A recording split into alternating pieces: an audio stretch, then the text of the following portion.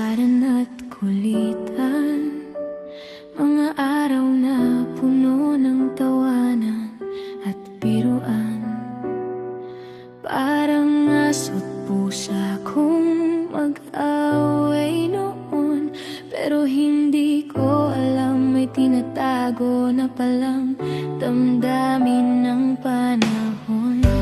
Magkaklase lang naman tayo noon, mga batang walang alam sa kahulugan ng pagmamahal at emosyon. Kaya akala ko lilipas din ang lahat, kasabay ng pagtatapos at paglipat ng landas. Lumipas ang maraming taon, akala ko naiwan ka na rin sa kahapon. Pero bakit nang makita kitang muli, parang bumalik lahat ng damdaming itinago ko sa sarili. Isang tingin mo lang, bumilis na naman ang tibok ng puso ko. Parang hindi lumipas ang mga taon mula nang mawala ka sa mundo ko.